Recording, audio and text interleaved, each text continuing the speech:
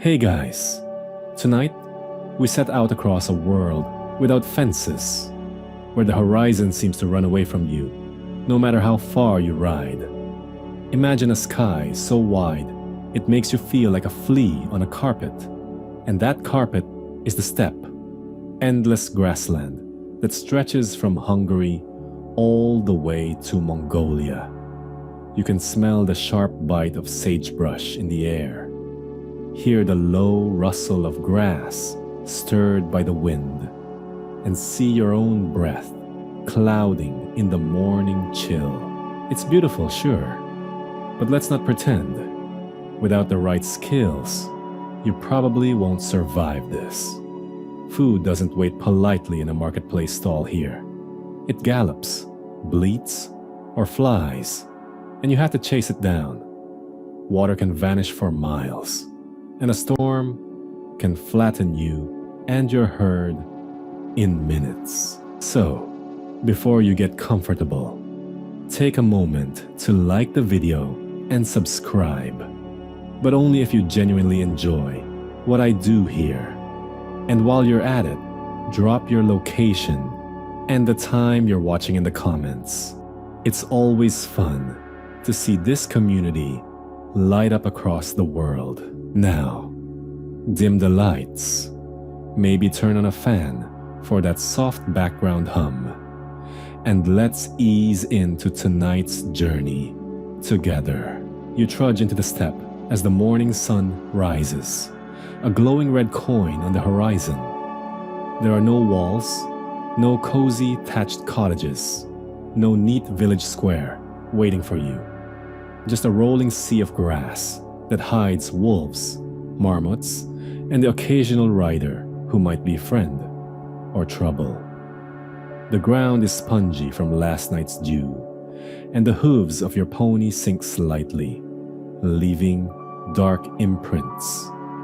Behind you, a small herd of shaggy sheep stumbles along, bells tinkling faintly. They're not pets. They're your walking pantry, your wardrobe, and your bank account, all in one fluffy package. Mainstream fact first. Medieval nomads of the steppe weren't just wandering randomly. Their movements followed seasonal migration patterns. North in the summer to graze on lush pastures. South in the winter to avoid deadly blizzards.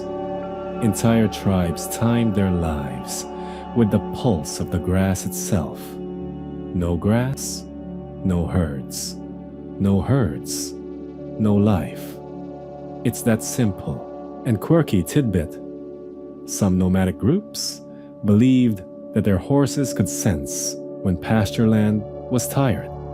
Instead of waiting for the grass to die, they trusted the animals to tug them toward fresher ground. Basically, medieval horses doubled as four-legged GPS units.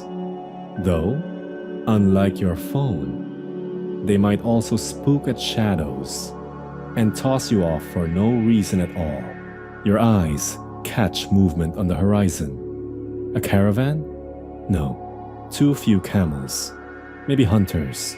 Or maybe raiders. On the steppe, you're never really alone, even when you feel like you are. The line between guest and enemy is a delicate one, and the rules of hospitality are both sacred and dangerous. You'll learn quickly that the tent flap might open with a bowl of warm fermented mare's milk, or with a bowstring drawn back. Historians still argue whether life on the steppe was more free or more fragile. On one hand, you had no feudal lord breathing down your neck, no taxes taken in grain, no stone walls to box you in. On the other hand, survival depended on cooperation with your kin group, and a single drought or raid could erase your security overnight. Freedom or fragility, it depends on which sunrise you're waking up to. The wind stiffens, rattling your coat, and you remember another truth. The environment rules all here. Steppe storms can roll in like armies, with black clouds galloping faster than horses. A clear sky at breakfast might turn into hail by lunch. So you watch the sky like a hawk, scanning for the faintest smear of gray. You also learn to smell the air, because apparently, rain on the steppe carries a metallic tang that your nose catches before your eyes ever see a cloud. Now picture this. You ride for days, grassland blurring, and find no forest, no river, just a kind of green infinity. At night, the stars look close enough to pluck like berries, and your fire crackles while wolves howl in the distance. You pull your cloak tighter, partly for warmth, partly to remind yourself you're still here, still alive, not swallowed by this massive, rolling nothingness. Joke break. Imagine you, a modern city kid, dropped here with only a reusable coffee cup and Spotify playlist. The playlist might keep the wolves entertained for 5 minutes. You, not so much. And yet, strangely, this emptiness is what shapes nomadic strength. With no walls, you learn to adapt fast, ride far, and fight fiercely. Out here, the land itself trains you. The wind becomes your drumbeat, the grass your map, and the horizon your constant reminder. Move or be moved. The morning mist curls away as you ride forward, and the horizon begins to ripple, not with hills, but with movement. Dozens of circular tents, their felt walls bleached by sun and smoke, rise like little moons against the grass. This is the site of home on the steppe. A camp of yurts, clustered together, like sheep huddling in the cold. And here's the clever part. None of it is permanent. Everything you see can be packed up, loaded on carts, and gone before tomorrow's sunrise. Homes here aren't nailed to the earth. They live on hooves.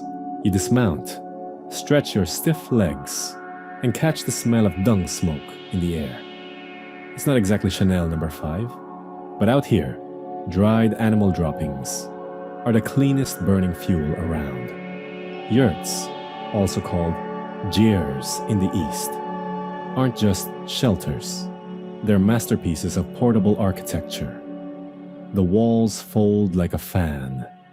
The roof poles stretch out like ribs. And the whole thing pops up in less than an hour if you've got practiced hands. One family's home can travel hundreds of miles, following the herds as though it, too, were alive. Mainstream fact time. Medieval nomads of Central Asia, like the Mongols, developed yurts so efficient that some designs have barely changed in 1,000 years.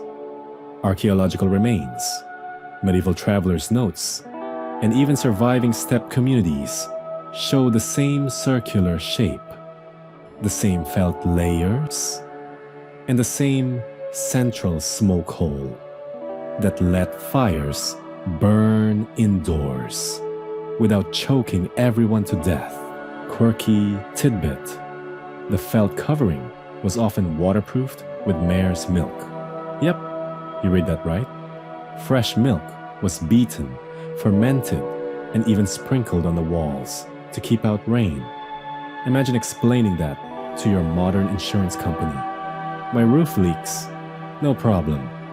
I'll just pour yogurt on it. Inside a yurt, you duck through a low door, partly for warmth and partly to remind yourself to show respect. The air smells of smoke, milk, and wool, thick and cozy. The floor is carpeted with brightly woven rugs. Steppe IKEA, except every piece tells a family story. The walls display saddles, bows, pots, and bundles of dried meat. In the center, a small fire crackles under the smoke hole, and above it hangs a kettle blackened by years of boiling. Around you, the space is divided invisibly. Men's tools and weapons to the left, women's cooking gear to the right, guests seated near the door, and the honored space opposite the entrance, reserved for the head of the family, or sometimes the spirits themselves. Historians still argue whether this division of space reflected rigid gender roles or just practical organization. Was it about men owning one side and women the other? Or was it simply efficient to keep bows away from soup pots? The debate keeps simmering, much like that endless kettle in the center. Step outside again, and you see how this all works on the move. Oxen or camels are hitched to massive carts called kibitkas, each one stacked high with dismantled yurts, bedding, and food. From a distance, a migrating camp looks like a parade of moving villages, felt domes shrinking into wagons, goats running alongside, dogs barking to keep order. If you think moving apartments is stressful, try relocating your entire house, livestock, and extended family twice a year, with no elevators and plenty of wolves watching. At night, the yurt glows with firelight, its felt walls breathing warmth back at you. You curl up under woolen blankets, listening to the canvas rustle as the wind tries to nose its way inside. Rain patters overhead, slides down the felt, and drips harmlessly to the ground. Cozy, portable, and reliable, like a medieval camper van, minus the cup holders. A joke slips in here. If modern homeowners complain about property taxes, nomads had the ultimate hack. When the tax collectors showed up, you just packed your house and left. Problem solved. And yet, this mobility isn't just practical, it's identity. On the steppe, your home doesn't own you. You own it. You can take it where the grass is greener, literally. You can vanish from danger, reappear on another horizon, and rebuild your heart as though it had never moved. Every yurt is both anchor and sail, both shelter and symbol of freedom. The camp stirs awake as the sun climbs higher, and suddenly, the quiet of dawn is replaced by the thrum of hooves, the bleating of sheep, and the deep, patient groan of camels. You step outside the yurt, rub your eyes, and realize you're surrounded by wealth. Not piles of gold or glittering jewels, but shaggy, noisy, living treasure. For the medieval nomad, herds aren't just animals.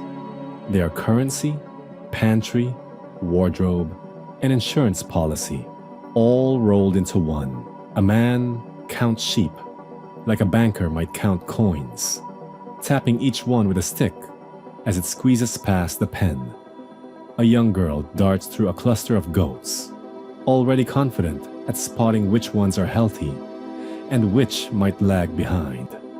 A boy, not much older than 10, climbs onto a pony bareback, driving the cattle outward toward fresher grass. This is wealth in motion, mainstream fact. In the medieval steppe world, livestock ownership determined social rank.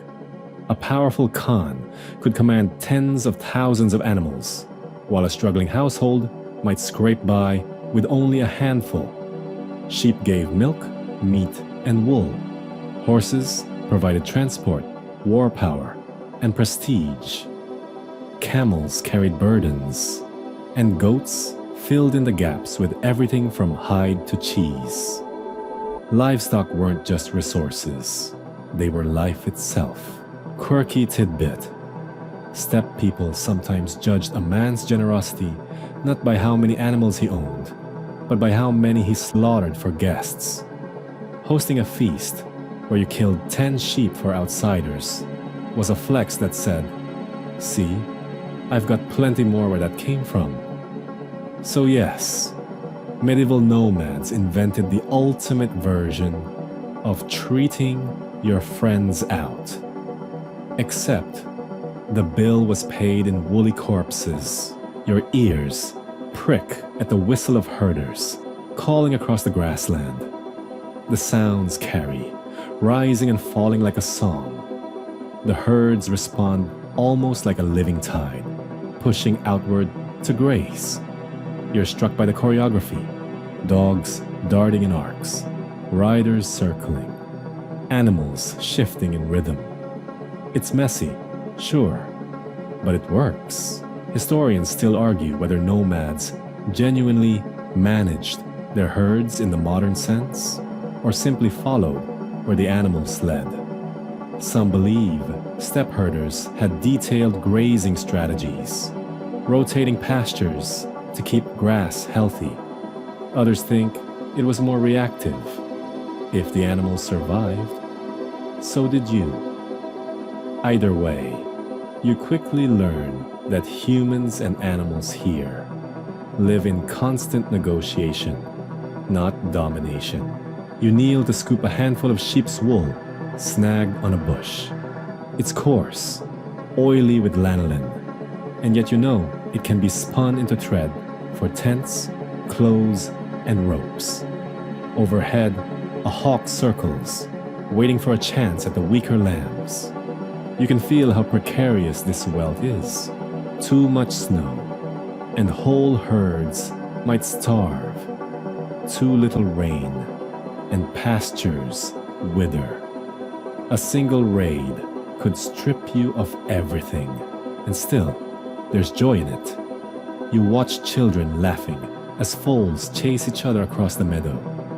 You see women pouring frothy mare's milk into skins, slapping the bags rhythmically to churn it into fermented kumis. The smell is sharp, the taste sour sparkling. An acquired flavor, let's say, but one that fuels whole communities. Imagine Red Bull. If Red Bull came out of a horse, the rhythm of the day unfolds with the animals. Sunrise, drive the herds to pasture. Midday, milk, shear, mend. Evening, round them up, pen them in, guard against predators. Night, sleep with one ear open for the sound of hooves scattering in panic. You realize wealth here isn't about how much you can store. It's about how much you can keep alive. Joke break. In the steppe economy, a bank robbery would just be stealing sheep. Picture a thief galloping off into the horizon with a bleating flock, pursued by angry riders shouting, "Hey, that's my retirement plan." By dusk, the herds drift back like slow rivers of fur and horn. Dust hangs in the air, glowing orange in the setting sun. You sit by the fire, chew on tough mutton, and sip that oddly fizzy mare's milk. Around you, the animals settle into rest, their bodies forming a breathing, snoring fortress around your camp.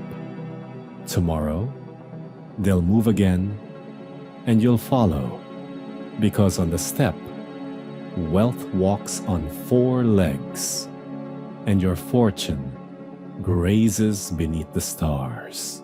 The first thing you notice about childhood on the steppe is that it doesn't wait politely for adulthood to arrive. Kids here don't get 10 years of running around playgrounds before responsibility kicks in. No, they're tossed into the saddle before their feet even touch the ground.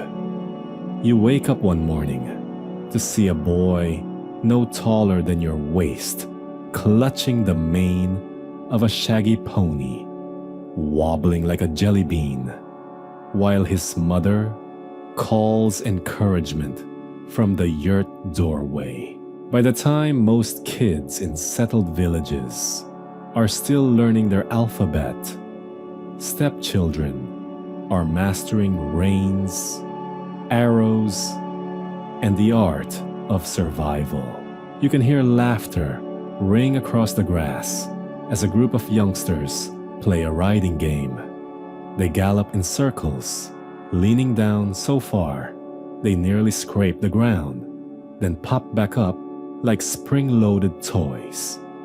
They're practicing skills that might save their lives, later snatching a fallen bow, scooping up a comrade, or plucking fruit off a branch at full speed.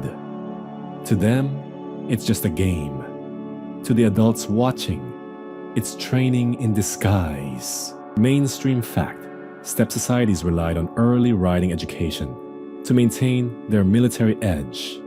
Sources from Chinese chroniclers to Persian scribes describe nomadic children riding confidently by age 4 or 5.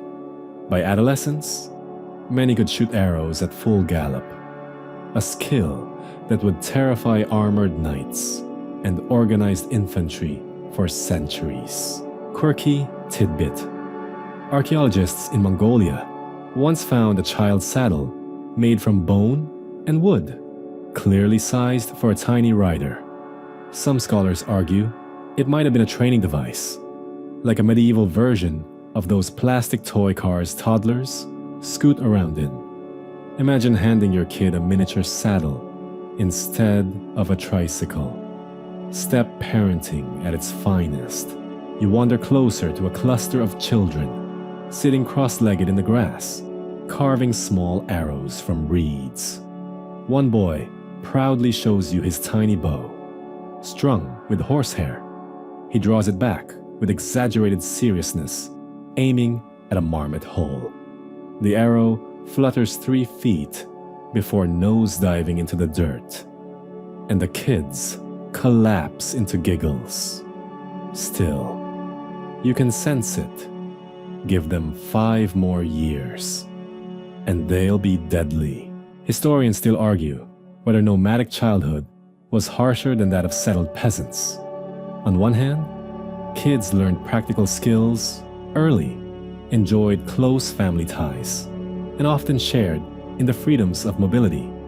On the other hand, dangers were constant: storms, wolves, accidents, and raids.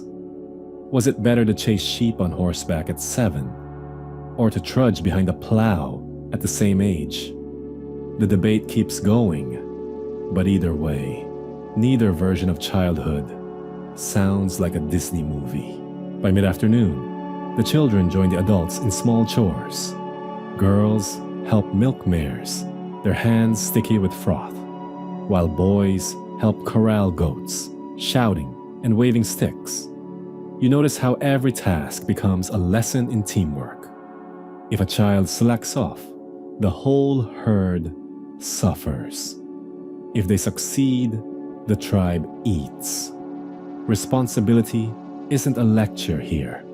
It's baked into every hour of daylight. As evening falls, the yurt fills with chatter. Kids sprawl on rugs, while grandparents tell stories of great riders, wise shamans, and trickster foxes. The children's eyes shine as they imagine themselves racing across the sky with bow in hand. The older ones might tease the younger. But when the wind howls against the felt walls, everyone huddles close, drawing comfort from firelight and family. Joke break. You think back to your own childhood. Maybe your parents snagged you to take piano lessons. On the steppe, the equivalent would have been, stop complaining and go lasso that runaway yak. Character building, sure, but slightly more dangerous. You crawl into your bedding, listening to the muffled giggles of children, whispering long after they're supposed to be asleep. Tomorrow, they'll be back in the saddle, chasing after sheep or practicing their aim, and none of them will think it odd. Here, childhood and adulthood blur together, stitched with reins and arrow fletchings. You drift off with the strange comfort that on the steppe you'd never be too young to matter. Night stretches deep across the grasslands, and with it comes a different kind of life. You lean back against a saddle that doubles as a pillow, the stars glittering so thick above you that it feels like someone spilled silver dust across a black canvas. The wind has gone quiet, and in that hush, voices rise, low, rhythmic, carrying a cadence older than the yurts around you. Someone plucks at a horse-head fiddle, its two strings moaning with a sound that's half music, half wind. This is how steppe nights are filled, with songs, stories, and the murmurs of shamans who bridge the worlds of the living and the unseen. A circle of children gather wide-eyed near the fire, while elders recite tales of long-gone heroes who rode across endless plains, wrestled spirits, and struck bargains with the sky god Tengri. The flames paint their faces gold and shadow. No parchment, no ink, no libraries here. History is kept alive in mouths and ears. You don't read your past, you sing it. Mainstream fact: the oral traditions of nomadic peoples weren't just bedtime entertainment. They were the core of education, law, and memory. Epics like the secret history of the Mongols, recorded later but rooted in these traditions, preserved genealogies, battles, and moral lessons. To forget the stories was to lose your ancestors. Quirky tidbit: some shamans use drum beats, not just for ritual, but for medicine. Believing the rhythm could align the soul, they drum beside a sick person until the vibrations were thought to chase away harmful spirits. Medieval nomad healthcare, basically a cross between percussion therapy and spiritual exorcism. Beats by spirit, you might say. You close your eyes and let the music seep in. The horse-head fiddle's bow scratches like wind against stone, joined by throaty overtone, singing that splits into two notes at once. At first, it seems impossible, like hearing a flute and a bass hum from the same throat. Then you realize this too is the sound of the steppe, the human voice tuned to echo the breeze across grass, and the howl of wolves in the dark. Historians still argue whether shamans held real political power or remained mostly spiritual advisors. Some evidence shows Khans consulting them before war, asking spirits for favorable omens. Other accounts suggest shamans walked a delicate line, respected but sometimes feared, especially if their prophecies went against a ruler's desires. Were they kingmakers or just mystics with good timing? The debate lingers like smoke in the yurt. The ritual unfolds around you. A shaman in layered robes embroidered with bird feathers beats a drum steadily, eyes half closed. The firelight flickers across his mask, painted with spirals that blur as he moves. Children hold their breath. Adults bow their heads. He chants, low and guttural, calling to spirits of sky, an ancestor. You feel a prickle on your arms, not from belief, perhaps, but from the sheer power of collective silence, the way a whole camp leans into something unseen. Later, the atmosphere softens. Laughter replaces solemnity as a storyteller takes over. She spins a tale of a clever fox who tricked greedy men, her voice high and teasing. The kids giggle, adults chuckle. and even the dogs seem to wag along. Lessons hide in the laughter. Greed leads to loss. Cunning saves the day. Community triumphs. You realize these aren't just stories. They're social glue, shared code, and moral compass, all in one. Joke break. Imagine if your bedtime stories growing up had involved foxes stealing sheep and shamans wrestling storm spirits. Forget "Goodnight Moon." You'd have been saying, "Good night, wolves. Good night, thunder. Good night, ancestor, spirits floating under." Cozy, right? The fire dwindles to embers, and the last song lingers in the air. A lullaby that rides the night wind. You curl under a blanket of wool, head buzzing with drum beats and myths. Tomorrow will bring riding, herding, maybe fighting. But tonight, the world is stitched together by voices, by rhythm, by a belief that words themselves can summon strength. In the steppes' endless silence, songs, stories, and shamans make sure the people are never alone. The dawn wakes you, not with birdsong, but with the sound of hooves thudding like war drums. A group of riders gathers on the horizon, their silhouettes sharp against the pink wash of morning. Bows strung, quivers full, they look less like farmers' sons and more like the embodiment of the steppe itself. Swift, lean, and lethal. You watch them wheel their ponies in tight arcs. Arrows loosed mid-gallop. Shafts thudding into a wooden target staked in the ground. This is no lazy practice. This is the warrior's way. An education written in sinew, horse sweat, and calloused fingers. You quickly understand why settled empires feared these riders. The bow here isn't some clunky longbow requiring an oak tree and 2 decades of training. It's a compact composite bow built from layers of horn, wood, and sinew glued together. Don't let its size fool you. It can punch an arrow clean through armor at 200 yards.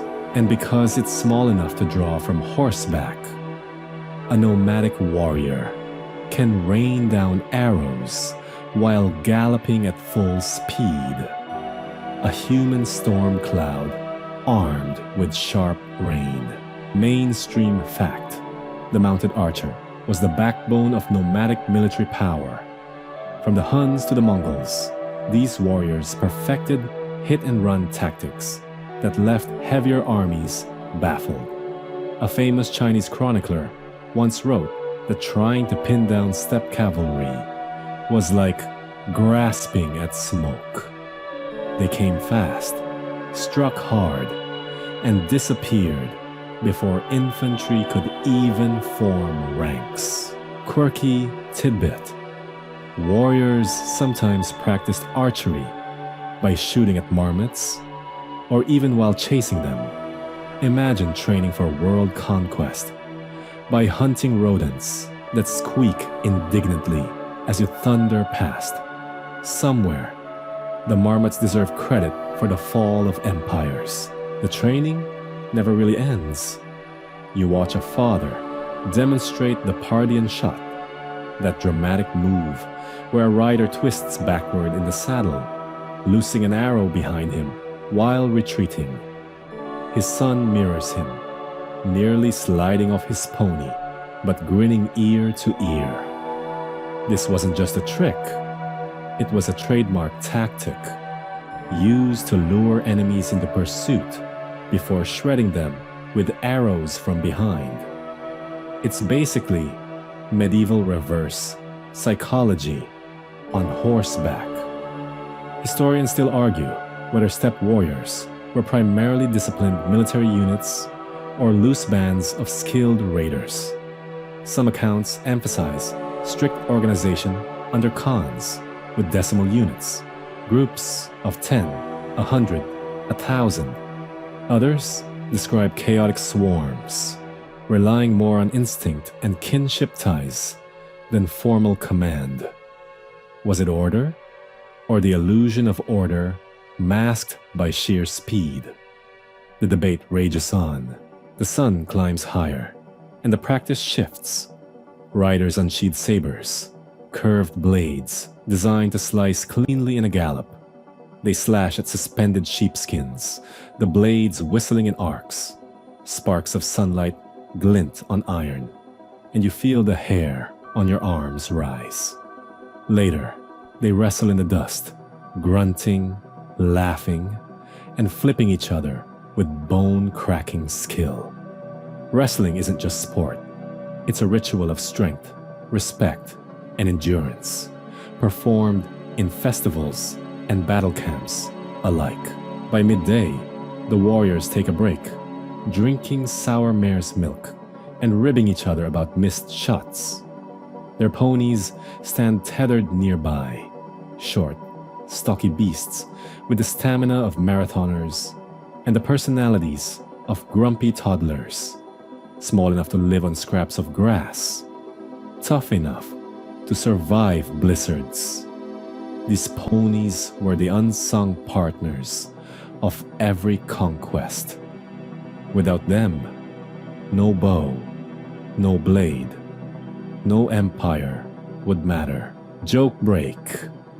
Imagine knights of Europe lugging 50 pounds of armor onto their gigantic war horses, only to be kited around endlessly by guys in fur coats riding ponies the size of golden retrievers. Talk about a medieval mismatch. As the day fades, you sit by the campfire among warriors, polishing bows and sharpening blades. They joke, they boast, but underneath it all lies a readiness that never quite fades. Here, every man is both herder and soldier. Every ride could be a raid, and every horizon could hide an enemy. The warrior's way isn't a job. It's a way of breathing. Out here, survival and conquest are just two sides of the same sharpened arrowhead. The morning begins with smoke drifting from the yurts and the steady thump of hooves. But today, your eyes are drawn not to the warriors training in the distance, but to the women who hold the camp together. You've probably been imagining them tucked away, weaving in quiet corners, like peasants in a medieval village. But the steppe doesn't follow that script. Here, women aren't just background figures. They're herders, negotiators, warriors, even leaders. Their power stitched into every layer of nomadic life. A woman strides past, balancing a sloshing skin of mare's milk across her shoulders. Her hands are rough, her braid tied tight, her voice firm, as she orders two children to round up stray goats. You notice the way others defer when she speaks. Not just family, but neighbors too. Authority in this world doesn't always wear a beard. Mainstream fact. Women on the medieval steppe enjoyed far greater autonomy than their counterparts in many settled societies. They could own property, measured in herds, manage trade, and sometimes act as regents or advisors. In Mongol history, queens like Turagin Khatun effectively ruled empires, while their sons were too young or too distracted by war. Quirky tidbit. Archaeologists in Kazakhstan uncovered female burials complete with weapons, bows, quivers, and even armor. Some scholars think these women might be the root of the Greek legends of the Amazons. Picture it, a warrior princess charging into battle, only to be buried with her tools of war, rather than spinning wheels. Not exactly your fairy tale ending. You follow a group of women into the pasture. They're mounted, skirts flowing over saddles, each with a lasso coiled at the hip. One rides out to snag a young colt, swinging her rope with practiced ease. She catches it, reins it in, and the others cheer, their laughter loud enough to startle a flock of cranes into flight. Herding isn't just men's work. It's everyone's responsibility. And when wolves circle at dusk, women are as quick as men to draw a bowstring.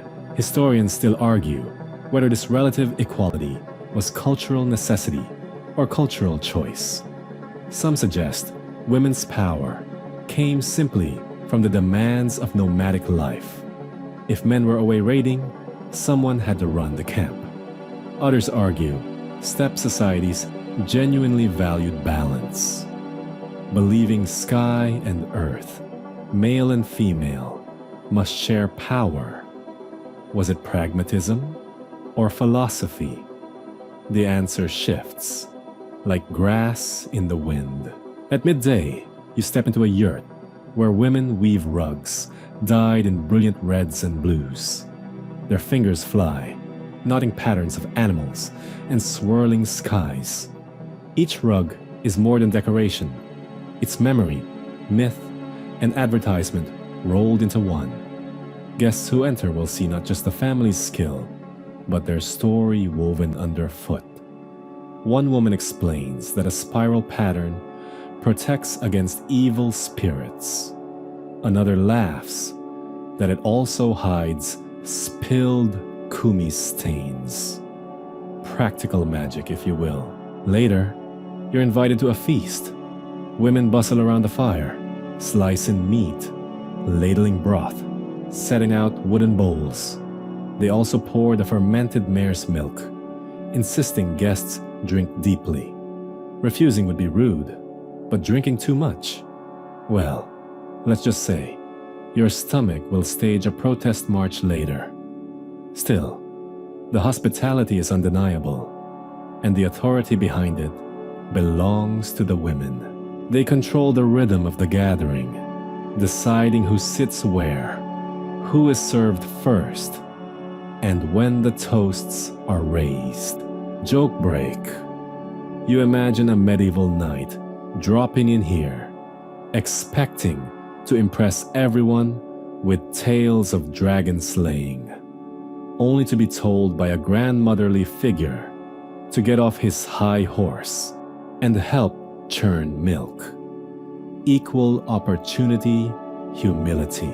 As the fire dies down, stories shift to quieter tones. A woman sings a lullaby, her voice treading through the yurt like smoke. Children lean against her side, drifting into sleep, while men listen too, eyes half closed. The song isn't just for babies, it's for everyone. A reminder that the steppe's strength isn't built only on arrows and hooves, but also on the hands that weave, milk, and rule from the hearth. You stretch out under your blanket, realizing that in this world, women aren't shadows, they're pillars. Without them, the herds, the stories, even the warriors would crumble. On the steppe, power wears many faces, and often it wears a braid. The horizon looks endless, but today it feels less like a barrier and more like a doorway.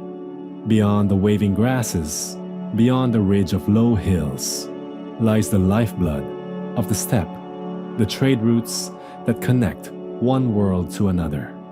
For nomads, movement is second nature. But when movement meets exchange, the steppe becomes more than pasture. It becomes a highway for ideas, goods, and rumors that can reshape kingdoms. You set off with a caravan at dawn. The camels shuffle along with their odd, loping stride, while horses snort impatiently, eager to break into a gallop. Their loads are wrapped in felt, tied tight with leather thongs. Inside, everything from bolts of silk to lumps of salt, from carved wooden bowls to dried fish. Nothing too humble, nothing too exotic. It all has value somewhere along the road. Mainstream fact: the Silk Road wasn't a single road, but a vast network of routes crisscrossing Asia, and steppe nomads controlled huge stretches of it. They acted as both protectors and predators, charging merchants safe passage fees one season and raiding them the next.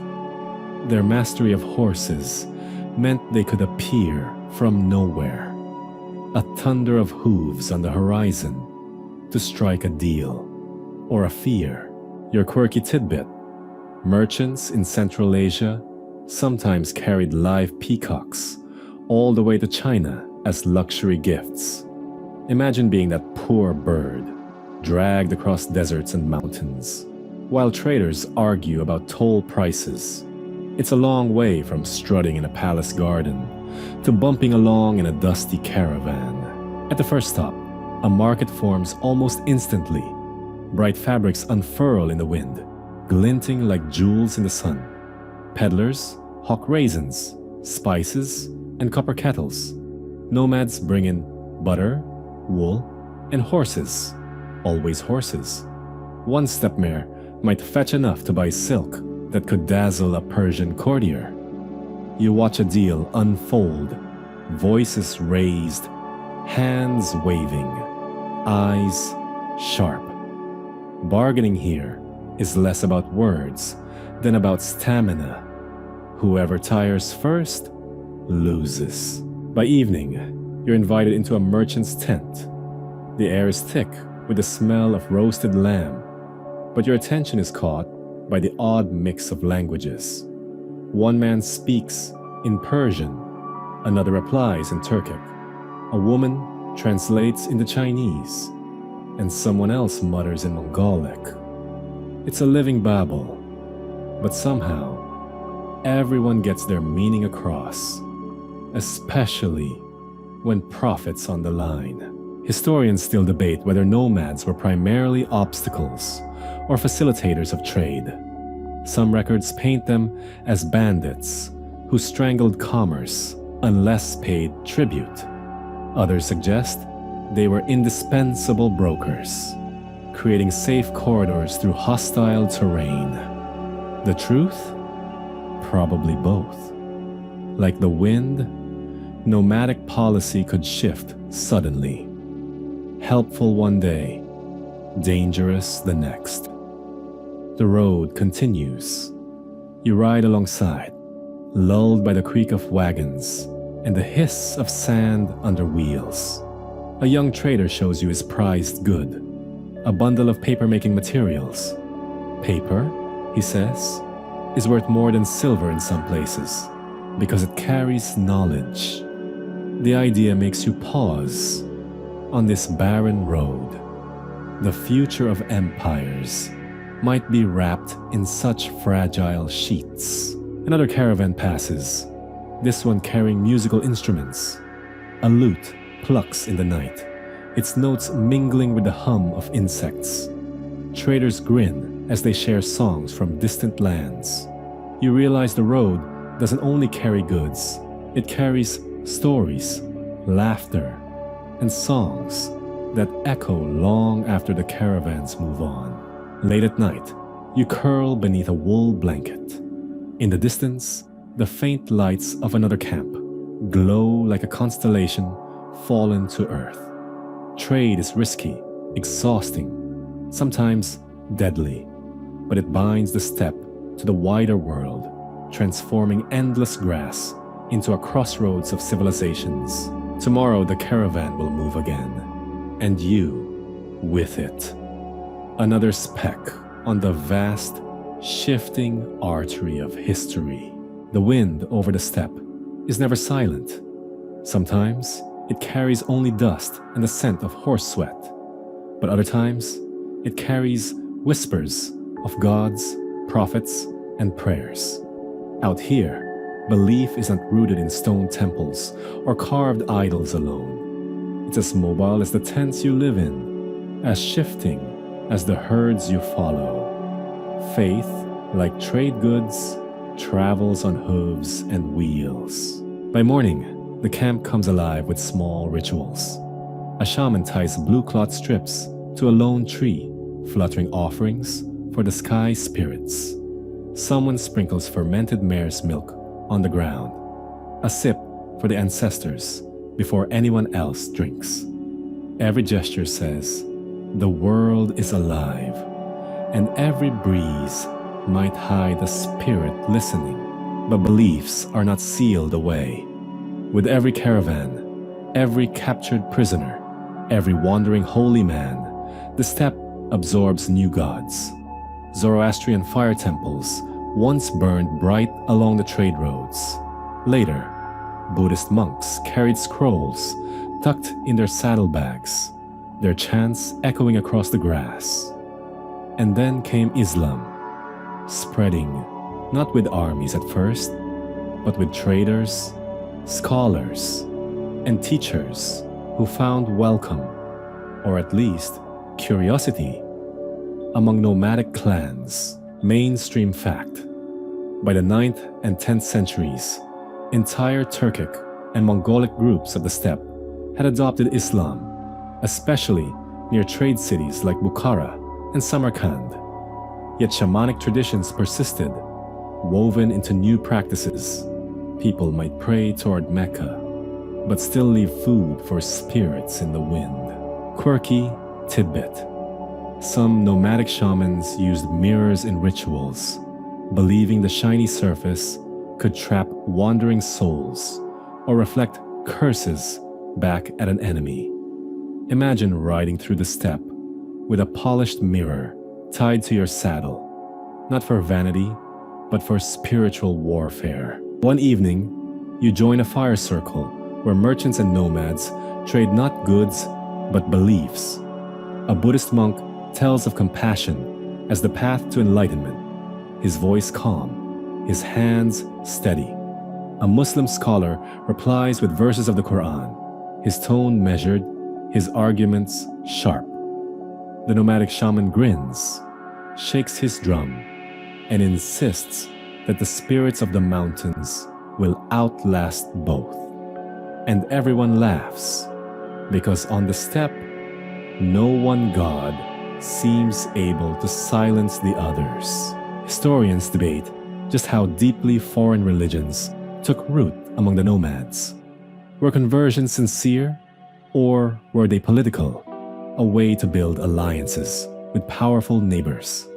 Some sources describe entire clans embracing Islam overnight. Others show centuries of blending, where shamans still drummed in the same camps, where imams called the faithful to prayer. As you drift towards sleep that night, the camp around you hums with prayers in different tongues, chants, whispers, murmured verses. Each voice rises into the same sky. The steppe doesn't demand one truth. It carries them all, rolling together like clouds that gather, shift, and break apart over the endless horizon. Faith here, like everything else, is always on the move. The first thing you notice is the smell of felt. Not damp felt, but the pressed wool warmed by fire, and bodies filling the air with the earthy tang of sheep and smoke. This is no ordinary yurt. It's a court under canvas, the place where tribes become states, where whispers become commands, and where the life of the steppe pulses in politics as much as in pasture. Picture it: a great white jur, larger than any you've seen before. Its frame groans under the weight of dyed fabrics and rich weavings, gifts from far-off lands. Carpets cover the ground so thickly you can almost forget you're still standing on grassland. Banners ripple outside in the wind, each one marked with symbols of clans bound by blood, alliance, or conquest. At the center, the Khan sits, not on a gilded throne, but on a low platform, draped in furs. Power here is not about marble palaces, but about presence. The Khan's voice can summon riders from the horizon, or send entire herds galloping into war. Around him gather chiefs, envoys, and the occasional bewildered merchant dragged in to negotiate trade rights. Mainstream fact: Mongol and Turkic Khans held formal courts where justice, tribute, and diplomacy all converged. Envoys from China, Persia, and Europe recorded how these gatherings could feel both majestic and terrifying. In the 13th century, envoys from the Pope described being made to bow repeatedly before even being admitted into the Khan's tent.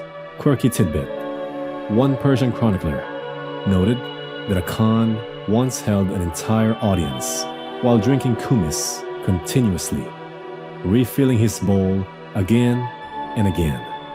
It was less about thirst and more about showing stamina, because if the ruler could down endless fermented mare's milk without flinching, what hope did his enemies have? Outside the jur, tribute piles up: bolts of silk, silver ingots, falcons trained to hunt, even slaves in chains. Inside, judgments are rendered. A herder complains that his neighbor stole 2 horses.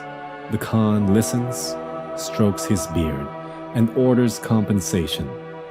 Then, in the same breath, he commands 1,000 riders to assemble at dawn for a campaign against a rival tribe. Justice and war are all one rhythm. Scholars still debate the balance of charisma versus law. Was the Khan's power purely personal, a matter of strength and fear? Or was it institutional, rooted in codified systems like the yasa, the Mongol law codes said to have been established by Chinggis himself? Some argue the yasa was more legend than reality, a flexible idea of law used to justify whatever the ruler already wanted. Others see it as a genuine attempt to weld dozens of tribes into a functioning empire. For you, standing there in the smoky half-light of the court, what matters is not the fine print of legal codes.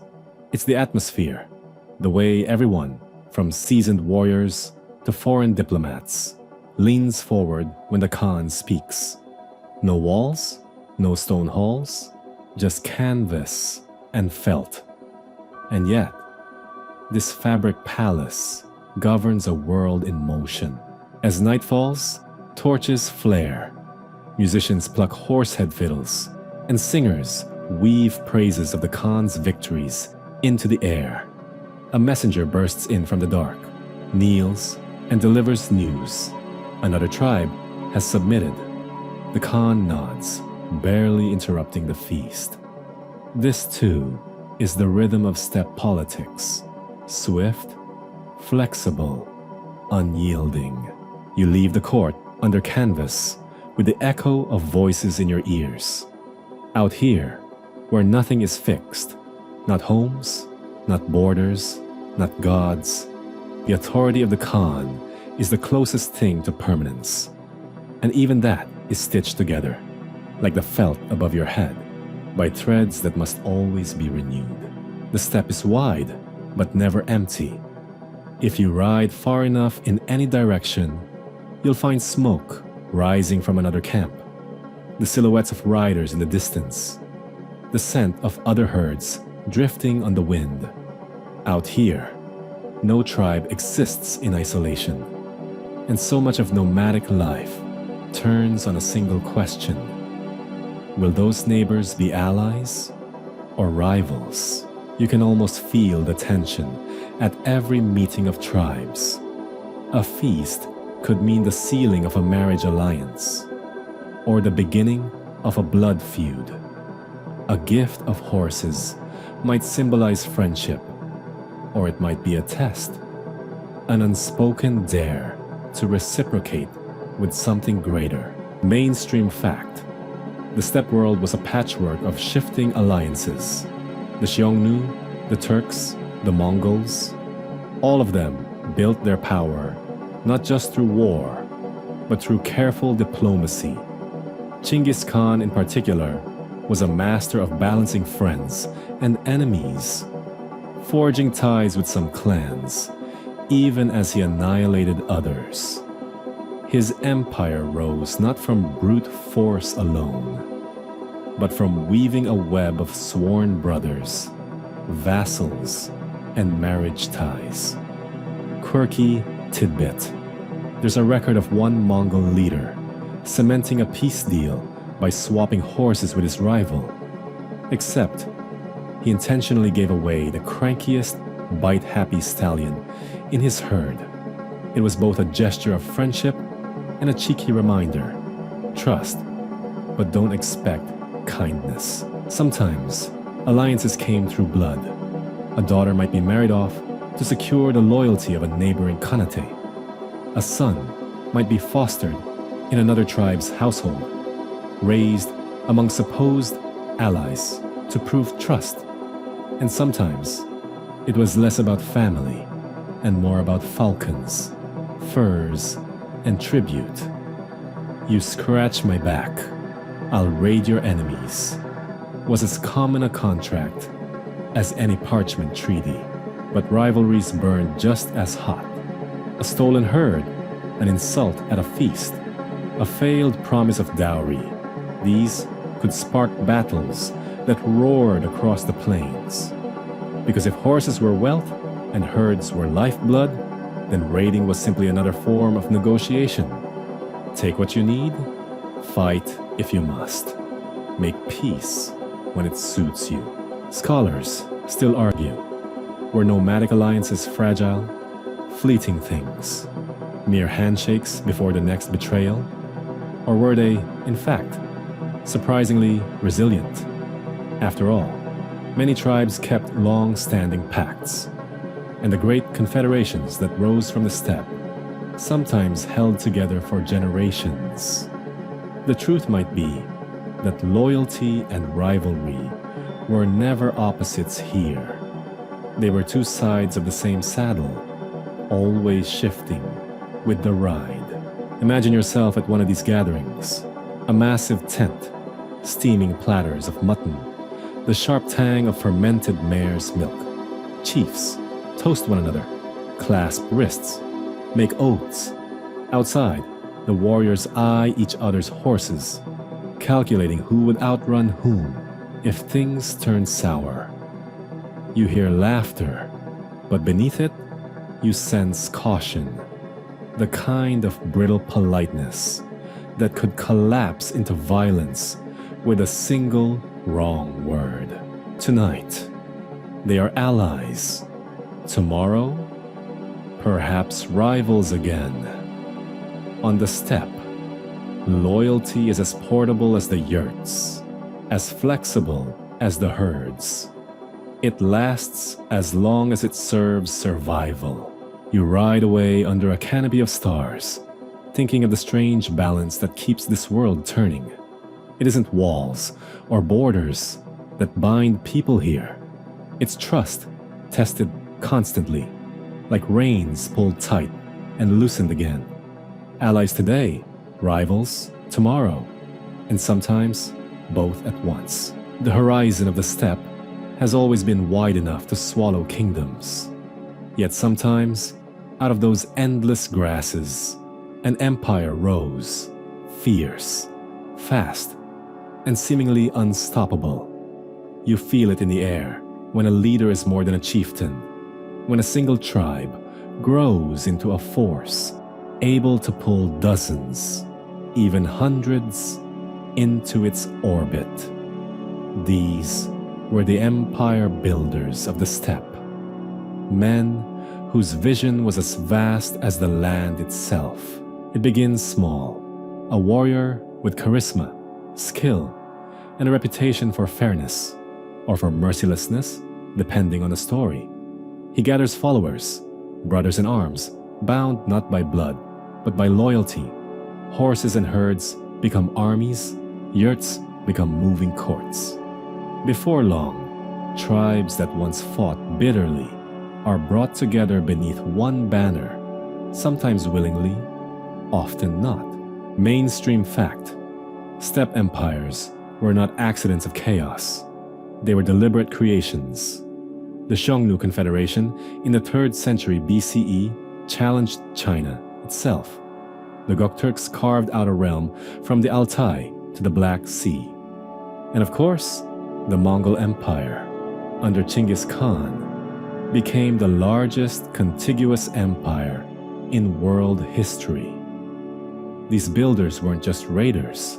They were administrators, lawgivers, and dreamers of order in a world without walls. Quirky detail: some Khans used yurts on wheels as mobile thrones, massive ox-drawn palaces that could rumble across the grasslands. Imagine a golden-domed yurt creaking along like a slow-motion tank, announcing that wherever it stopped, there was the center of power. A portable empire, quite literally. Empire building on the steppe wasn't only about conquest, it was about rules. The Mongols had the yasa, a set of laws said to cover everything from military discipline to how to share water holes. The earlier Turks and Khazars also codified customs, creating order out of what outsiders often saw as chaos. If the steppe was a sea, then the empire was a ship steering it, setting the currents of trade, tribute, and war. But scholars debate: were these empires truly empires in the Roman sense, with bureaucracy and permanence? Or were they more like extended confederations, loose and flexible, held together by the personality of the leader at the center? After all, many crumbled within a generation of their founder's death, scattering like herds without a shepherd. Some argue that empire on the steppe was always temporary, lightning in a bottle, powerful but impossible to hold forever. Others counter that their influence lasted centuries, shaping borders, economies, and even languages across Eurasia. Picture yourself at the height of such an empire. You ride into a camp larger than a city, banners snapping in the wind, herds stretching to the horizon. Envoys from Persia, China, and Byzantium jostle for the Khan's attention. Traders haul silk, spices, and silver to exchange for steppe horses. Children play beside armored warriors, sharpening curved sabers. And in the grand yurt, the Khan himself sits not as a nomad, but as a ruler of worlds, deciding fates with a gesture, commanding armies that could gallop 1,000 miles in a season. The fire crackles in that great yurt. Meat roasts, kumis flows, and scribes record decrees that will ripple across continents. Tonight you realize the steppe, so often imagined as wild and empty, could also be the beating heart of empires, born in the saddle, carried by hoofbeats, and written into history by men who dreamed as big as the grasslands they ruled. The drum beats come first. You hear them thudding across the steppe, deep and relentless, like the hoofbeats of an army that will not stop until the earth itself quakes. This is the darker face of steppe power, the conquest and carnage that made the names of certain khans and emperors echo like thunder far beyond the grasslands. Conquest was not random raiding. It was strategy, as disciplined and planned as any Roman campaign.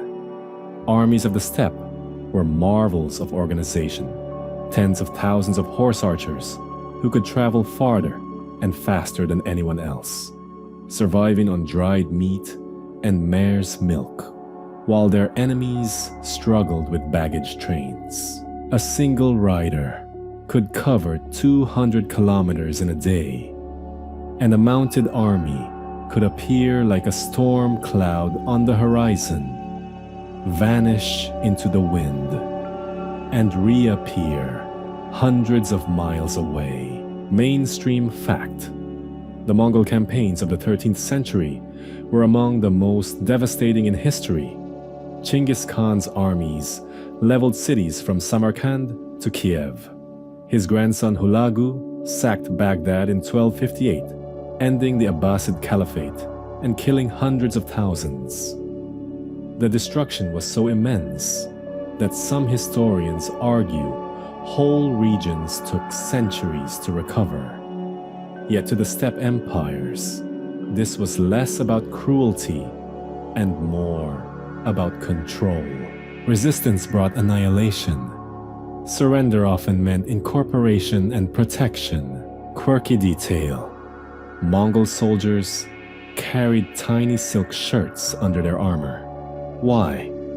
Because silk was so fine and strong that if an arrow struck, the silk twisted around the arrowhead instead of letting it cut deep. This made it easier to pull the arrow out. An early kind of battlefield first aid, courtesy of the Silk Road trade. Conquest also had its rituals. Before a campaign, shamans would divine the will of the sky gods, casting bones or reading flames. Horses were sacrificed, oaths sworn, and banners blessed. Once the Khan gave the signal, the army rode out like a tide. Sieges were brutal but efficient. Captured engineers from China built catapults, while others designed flaming bombs or used rivers to flood cities. The steppe way of war absorbed every tool from every culture it conquered. But the carnage was not without debate. Some scholars argue that the tales of mass slaughter were exaggerated by horrified chroniclers, outsiders who could not comprehend the speed and scale of nomadic warfare.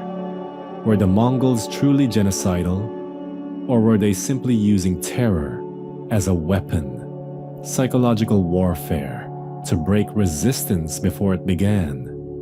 Others counter that the ruins of cities, the bones in the fields, speak for themselves. Imagine yourself riding with such an army.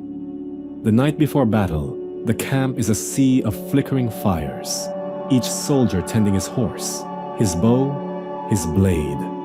The air smells of smoke and sweat, kumis and blood already anticipated. At dawn, the horizon turns black with cavalry. The charge begins, not a wild rush, but a choreographed dance. Waves of arrows, feigned retreats, sudden flanking attacks. The enemy's formation shatters like glass under a hammer. And then comes the aftermath. The silence of a city where the markets are empty, where the grand mosque or cathedral lies in ash. Survivors are counted not by thousands, but by handfuls. Yet for the conquerors, this devastation clears the way for new order, tribute systems, trade routes, stability enforced by fear. The Pax Mongolica, as later scholars would call it, was built on the smoking ruins of conquest. By the fire that night, as the army feasts, you taste victory on the tongue, rich, intoxicating, but also bitter. For every empire of the steppe, conquest was both glory and curse. The road to empire paved with blood, hoofprints, and the cries of the conquered. The grassland stretches out behind you, endless, windswept, and familiar. But ahead, towers rise, walls gleam, and markets hum. You're crossing the threshold from steppe to city, a journey many nomads made, willingly or not, as their empires and ambitions drew them into the heart of settled lands. For generations, the rhythm of life was simple: ride, herd, migrate, raid, return. But conquest changed that. Once nomadic khans controlled swaths of China, Persia, or Eastern Europe, they could not govern from a saddle alone. To rule millions of farmers, merchants, and craftsmen, steppe leaders had to become something else: city dwellers, administrators, and empire builders. Mainstream fact: the Mongols, after their lightning-fast conquests, established capitals, most famously Karakoram on the Orkhon River, and later Khanbalik, Beijing, under Kublai Khan. These weren't simple camps. They were carefully planned cities with palaces, temples, marketplaces, and even sewer systems. Karakoram's silver tree fountain, engineered by a captured French craftsman, poured out streams of wine, kumis, mead, and beer from its branches. A nomad's dream turned into stone, wood, and spectacle. Quirky detail: when steppe rulers first settled, they sometimes brought their tents inside their palaces. Archaeologists have found traces showing that great halls had enough space for felt yurts to be set up within them, like a nomadic soul refusing to leave the steppe behind. Imagine a marble court filled with silk-robed nobles, and in the middle, a Khan lounging in his round felt home, the smell of horsehide mixing with incense. Cities meant new diets too. Instead of endless mares, milk, and mutton, nomadic elites feasted on wheat bread, rice dishes, and exotic fruits shipped in by caravan. They wore robes of silk and brocade, their boots traded for slippers. For some, this was luxury. For others, it was corruption. Critics, both nomadic and settled, argued that the once hardened horsemen grew soft under city roofs, more concerned with taxes and courtly intrigue than with the open sky. But cities also meant control. With a palace came bureaucracy, scribes, archives, and tax rolls. Nomadic rulers relied on foreign administrators, Persian viziers, Chinese scholars, even Venetian merchants to manage the paperwork of empire. The warrior's bow gave way, at least partly, to the scribe's brush and the seal stamped on parchment. Scholarly debate: did settling into cities mark the end of nomadic empires? Some historians say yes. The shift from mobile power to sedentary governance always sapped the vitality of steppe peoples, making them vulnerable to rebellion or new waves of horsemen. Others argue the opposite, that steppe rulers adapted brilliantly, blending nomadic and sedentary models, and in some cases, like Kublai Khan in China, creating states that endured for centuries. Picture yourself walking through Karakoram at dusk. Merchants shout in Persian, Chinese, Arabic, and Turkic, trading silks, furs, spices, and slaves. A caravan of camels jingles through the gates. In the central square, a shaman mutters prayers, while Buddhist monks light incense and Muslim muezzins call to prayer. And above it all, the banner of the Khan flutters, not just on a lonely steppe, but over a bustling, cosmopolitan world. Yet, somewhere in the palace garden, the Khan still keeps a tethered horse, saddled and ready. Because even in stone cities, the spirit of the steppe is never fully gone. Close your eyes and picture the wind of the steppe, dry, sharp, carrying only the scent of grass and horse. Now open them again and imagine that same wind flowing into the stalls of a marketplace where silk gleams in the sun, steel blades flash under curious eyes, and the perfume of cinnamon and pepper drifts through the air. That's the story of the nomads. Once they learned not just to raid caravans, but to harness them. The steppe was never a wall, it was a bridge. From the Yellow River to the Danube, caravans wound their way through grassland trails, guided by traders who knew which Khan's favor to buy with a gift of fine cloth or a spirited stallion.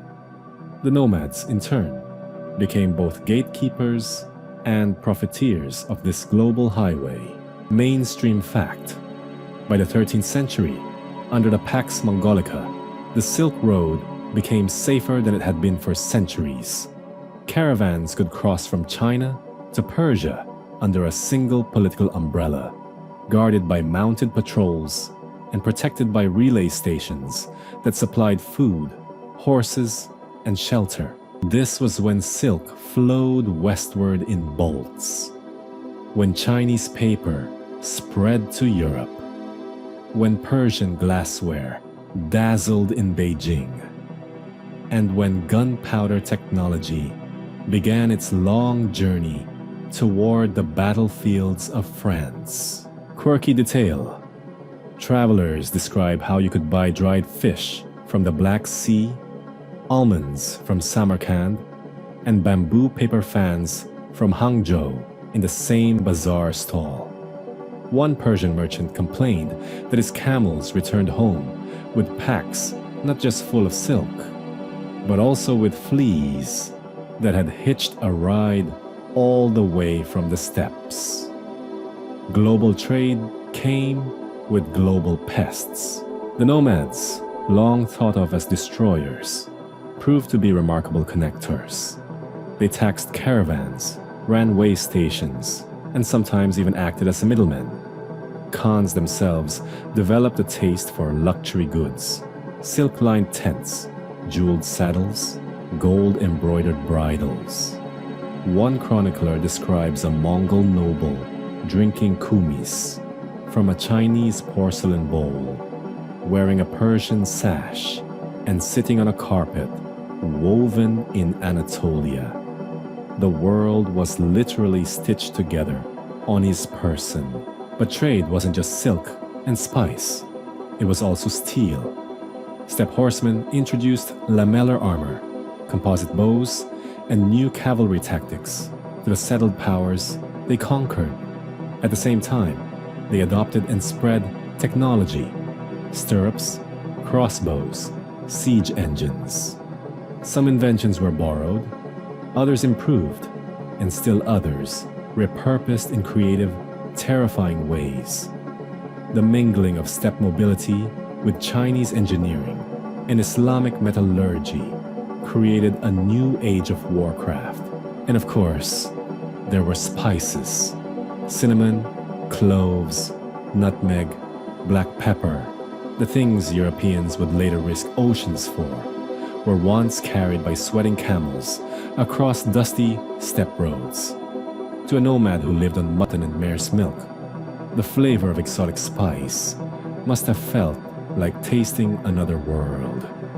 For many Khans, spices became symbols of status, sprinkled on roasted meat to show not just wealth, but global reach. Scholarly debate: did nomads truly foster a golden age of trade, or did they merely sit astride routes that existed before and after them? Some scholars argue that the Pax Mongolica is overstated, that trade flourished despite the Khans as much as because of them. Others counter that no other force in history created such a vast, secure corridor, linking Venice to Beijing in a single political framework. Perhaps the truth lies in the middle. The steppe riders didn't invent the Silk Road, but they turned it for a century into the closest thing the medieval world had to a global superhighway. So here you are, walking through a caravanserai lit by oil lamps. Camels kneel, merchants haggle, guards laugh over steaming bowls of soup. A lute player sings in Persian, while a Turkic storyteller boasts of his Khan's victories. The scent of cardamom lingers in the air. And above it all, the soft glow of silk draped like waterfalls.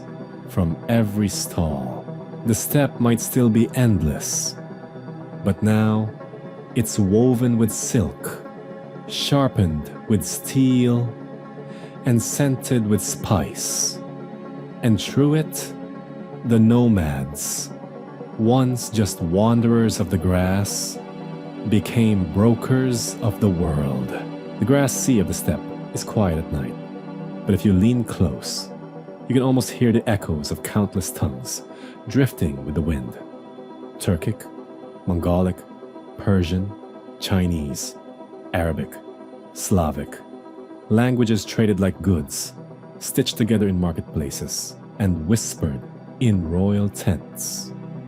The steppe was never just about horses and herds. It was a living crossroad where entire cultures collided, mingled, and reshaped one another. Picture yourself stepping into a nomadic camp, pitched near a caravan road. The felt walls of the yurts glow with lamplight. Inside one, a Persian astronomer carefully unfolds a star chart, teaching a Mongol prince how to track the heavens. In another, a Chinese artisan demonstrates the secret of paper making to curious Turkic scribes. Outside, Sogdian merchants pour wine for Slavic guards, while a shaman hums an ancient chant under the stars. This isn't fantasy. It's how history actually played out. Mainstream fact: the Mongol Empire, in particular, became an unprecedented meeting ground for cultures. Translators, craftsmen, and scholars traveled with the armies, or were relocated by decree. Persian engineers built water wheels in China.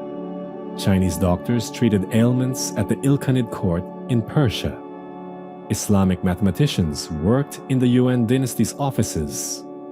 This cross-pollination accelerated scientific and cultural exchange across Eurasia, far faster than it could have spread otherwise.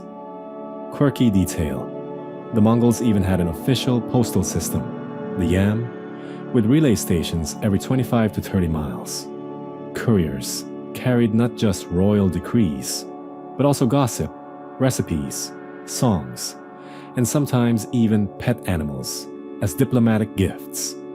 There's a record of a giraffe making it all the way from Africa to Beijing, where bewildered courtiers thought it might be a killin, a mythical creature. Imagine the steppe riders squinting at the long-necked newcomer, unsure if they should try to milk it or ride it. Religious traditions also flowed freely across the steppe. Buddhists, Muslims, Nestorian Christians, and shamans often shared the same campsites. One Khan might consult a shaman before battle, build a Buddhist temple the following year, and host a Muslim scholar at his table the year after that. Tolerance wasn't always perfect, but compared to the rigid orthodoxy of Europe or China, the steppe felt startlingly open. Faiths collided, blended, and sometimes fused. Take art. Persian miniature painters absorbed Chinese brushwork. Chinese artisans wove carpets inspired by Turkic motifs. Mongol women embroidered yurts with patterns borrowed from Central Asian textiles. Even food transformed. Dumplings, that beloved Eurasian comfort dish, spread across cultures. Known as manti in Turkic lands, baozi in China, and eventually pierogi in Eastern Europe. Every bite carried a story of cultural mingling. Scholarly debate. Did this cultural crossroads create a true fusion, or was it more of a temporary overlap? Some historians argue that nomadic empires were cultural middlemen, passing things along without deeply integrating them.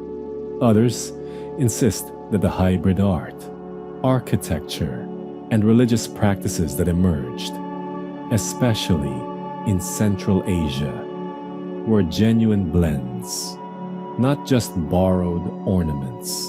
Walk through Samarkand's Registan, or look at Yuan-era ceramics, and you can feel the fusion written in stone and clay. So here you are, drowsing in the corner of a yurt as music drifts through the felt walls. A plucked Persian oud, a Chinese flute, a Turkic throat singer weaving strange harmonies. Outside, the stars wheel in patterns that an Arab astronomer once mapped, copied by a Chinese scholar, and explained to a Mongol child who will inherit both the sky and the stories. The steppe, vast and windswept, was more than pasture land. It was a cultural crossroads where the horse hoof beat not just carried armies, but also carried ideas that stitched continents together. The wind that once roared across the steppe, carrying riders who seemed unstoppable, now whispers with a different tone. Empires of grass and horse had risen like storms, but every storm eventually spends itself. By the late medieval and early modern periods, the age of steppe dominance began to fade. The riders who once terrified kingdoms and toppled dynasties found themselves pressed in from all sides, by cities, by walls, by cannons. You can almost see it unfold if you close your eyes. A horseman in lamellar armor, bow across his back, gallops to the edge of a forest clearing, only to halt. Beyond the trees lies not open grassland, but stone walls bristling with gunpowder weapons. His bowstring, once the terror of Europe and Asia, feels suddenly obsolete. Mainstream fact: the introduction and spread of firearms was one of the greatest factors in the decline of steppe military supremacy. For centuries, the composite bow and fast cavalry charge ruled the battlefield, but cannons shattered fortifications, muskets pierced armor, and disciplined infantry formations held their ground against swarming horsemen. The once invincible steppe tactics no longer had the same bite.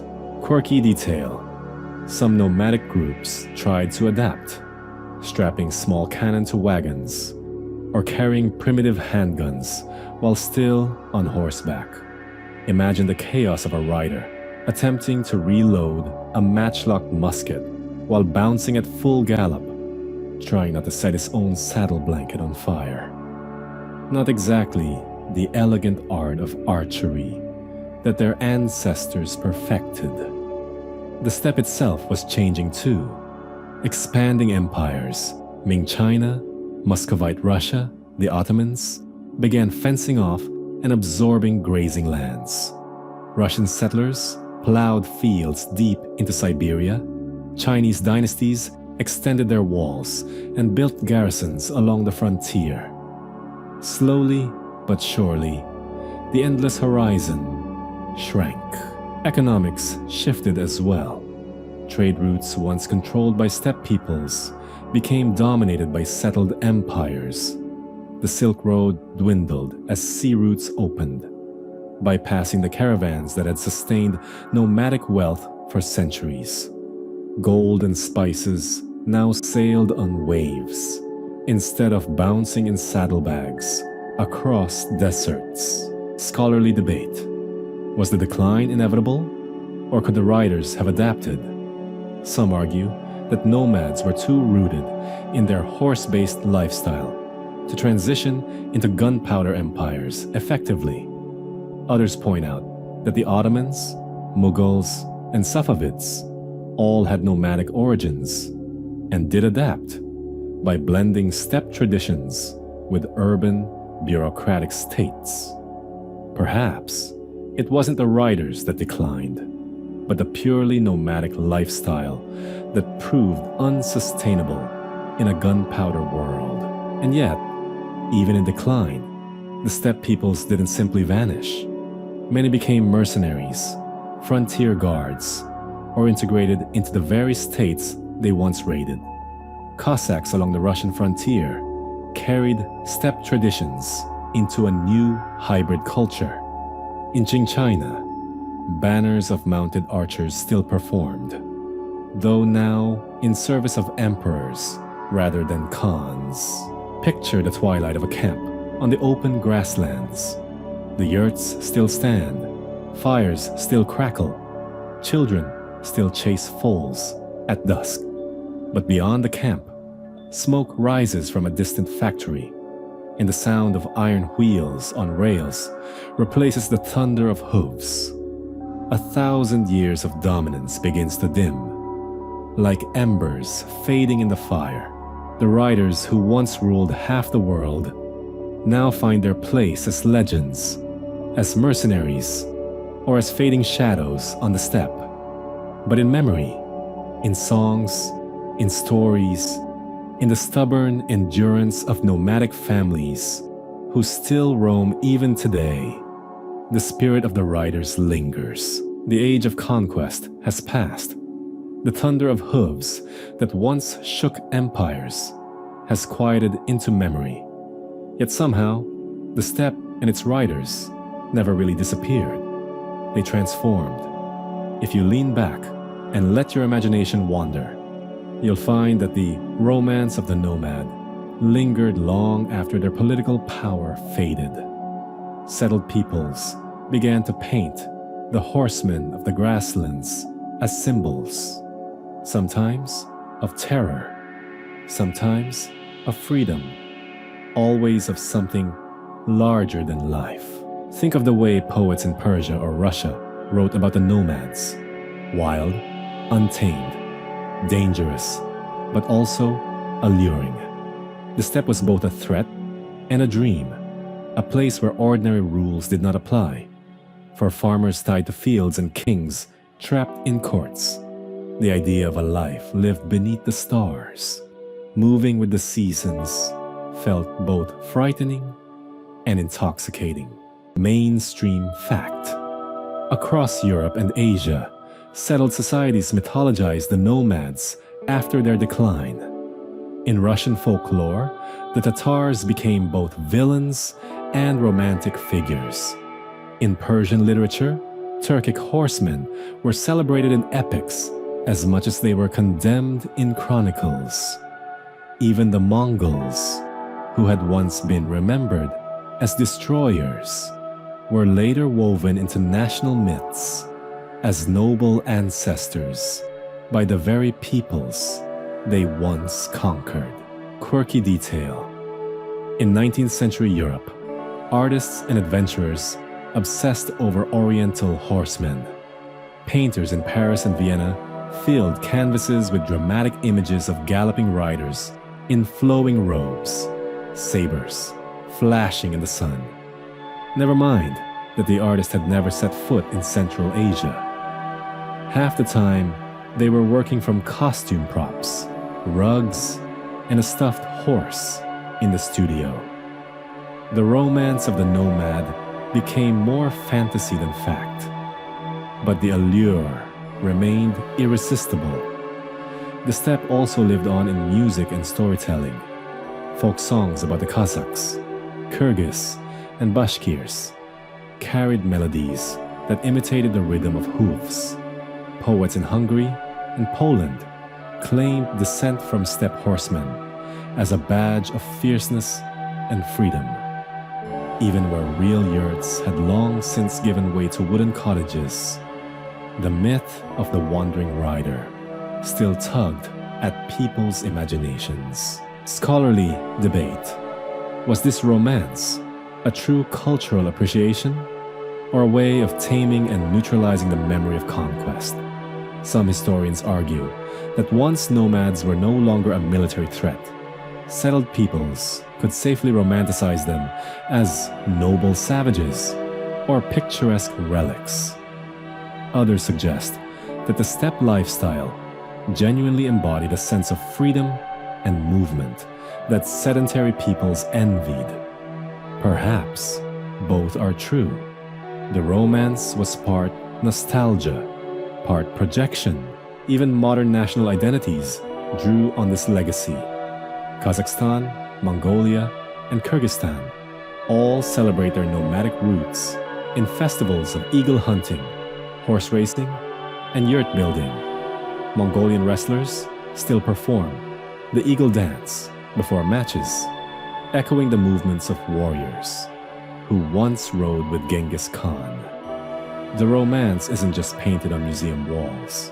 It breathes in traditions carried forward into today. Picture yourself under a wide night sky. The fire burns low, horses graze in the dark, and someone begins a song. The words tell of ancestors who rode into battle, who sang to the stars, who lived with the wind in their hair. The empire may have crumbled, the cannons may have silenced the bow, but the spirit, half history, half dream, rides on. That's the strange power of the nomad story. Once feared, then dismissed, now romanticized. It endures not just in books or songs, but in the imagination of anyone who hears the word steppe and feels the horizon stretch out before them. The romance of the nomad is less about what was and more about what we wish it had been. A reminder of freedom, wildness, and life without walls. The grasslands are quieter now. Fewer hooves drum against the steppe. Fewer yurts dot the horizon. Yet when you look closely, the old life of the nomads still lingers, like faint hoofprints pressed into the soil, visible only when the light slants just right. These echoes are not relics in a museum. They move, they breathe, they shape the modern world in surprising ways. Take Mongolia.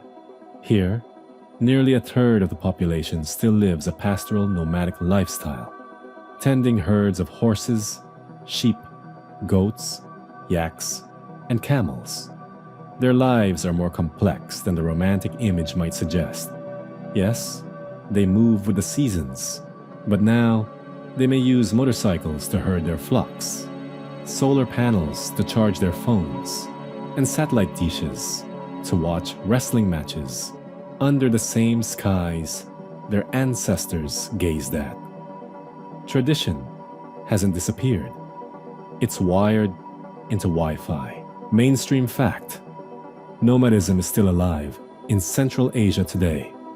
Around 30% of Mongolians continue a semi-nomadic life, and similar practices persist in Kyrgyzstan and Kazakhstan, where herders move between summer and winter pastures. These practices aren't just cultural, they remain vital to food security and the economy. In fact, Mongolia exports cashmere wool globally, produced from the goats that wander the steppe. Quirky detail. In Kazakhstan, herders have been spotted using drones to keep track of their animals. Imagine a golden eagle gliding on one side of the sky and a buzzing quadcopter on the other. Ancient skills and modern gadgets side by side. In Kyrgyzstan, tourists can book Airbnb stays in yurts. Reviews sometimes read like this: 5 stars, incredible mountain view, Wi-Fi worked great, but the neighbor's sheep were a little noisy at dawn. Modern echoes are also political. National identities across Central Asia emphasize their nomadic heritage.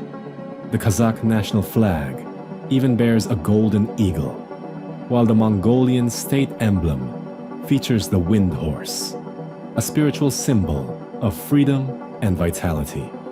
Leaders invoke nomadic ancestors to stir pride and unity, reminding citizens that they descend from riders who once commanded empires. Scholarly debate. Are today's nomadic revivals authentic continuations? Or are they reinvented traditions shaped by tourism, nationalism, and modern needs? Some anthropologists argue that what we see now is a hybrid lifestyle, less about endless wandering, more about flexible mobility tied to markets and technology.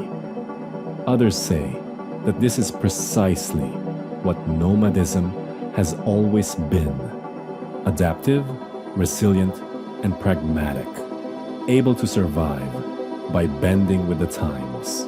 Meanwhile, the romance of the nomad continues to echo beyond Central Asia. Cowboy culture in the American West, gauchos in Argentina, Bedouins in the Middle East, all draw on that same archetype: a rider under an open sky, free from walls and boundaries. Even in city skylines, you can find fragments of the old life. Drive through Ulaanbaatar, Mongolia's capital, and you'll see high-rise apartments standing next to sprawling Yurt districts, where smoke from dung-fueled stoves curls into the cold air. Old and new, live side by side. Think of music. The haunting sound of throat singing in tuba has found global audiences, sampled in electronic tracks, and even performed at European festivals. Horsehead fiddles, once played around nomad fires, now echo in concert halls. The echoes are not faint, they are amplified, reimagined, carried forward. Picture this: a Mongolian herder rides across the steppe. His horse carries him, as it has carried his people for millennia. But strapped to the saddlebag is a smartphone, and above him, a satellite beams down internet signals. He's both ancient and modern, both echo and continuation. The steppe has not vanished, it has evolved. That's what makes the story of nomads so enduring. Even when the empires crumble, the traditions thin, and the tents fold away, the steppe whispers into the present. It tells us that mobility, freedom, and adaptation are not just relics of the past. They are strategies for surviving the future. The echoes of the nomad aren't fading. They're riding forward. The sun sinks low over the horizon, casting a golden wash across the endless steppe. Shadows of grazing herds stretch long, as though time itself were stretching too, bridging the worlds of yesterday, today, and tomorrow. You sit here on this boundless plain and feel that the story of the nomads is not really finished. It's simply galloping forward, always beyond the next ridge, always just past where the eye can see. The steppe was never a cage, it was a road. For centuries, nomads rode across it, not to conquer every inch, but to connect. Empires rose and fell under their hooves. Goods and ideas crossed deserts and mountains, and the world became smaller because they refused to stand still. Even as cities rose and walls grew higher, nomads kept finding paths around them, reminding humanity that motion itself could be a way of life. Mainstream fact: the legacies of the nomadic empires, the Scythians, the Turks, the Mongols, stretch far beyond the Eurasian grasslands. The Mongol Empire, for instance, created the largest continuous land empire in history, linking east and west in a network of trade, communication, and cultural exchange. Without the riders of the steppe, there might never have been a Silk Road as we imagine it. The modern world economy, in many ways, was foreshadowed by hoofbeats. Quirky detail. Even NASA got in on the romance of the nomad. One of the rovers sent to Mars was nicknamed a nomad because, like its human namesakes, it carried its home on its back, wandered across vast open spaces, and adapted to every new horizon. You could almost say the steppe spirit has gone interplanetary. Scholarly debate. Did the age of nomads truly end, or has it just transformed? Some historians argue that once borders hardened, armies modernized, and sedentary states tightened their grip, the nomad way of life became unsustainable. Others insist nomadism simply shifted forms into migrant labor, seasonal movement, digital nomads, tapping on laptops in cafes from Bangkok to Barcelona. The question isn't whether nomadism survives, but how it wears new shapes. The romance endures. Children galloping on ponies across Mongolian hills echo the ancient childhoods of riders raised in the saddle. Yurts rise each summer in Kyrgyz valleys, where families return to highland pastures. Festivals reenact horse races, archery, and eagle hunts, not just for tourists, but to remind themselves who they are.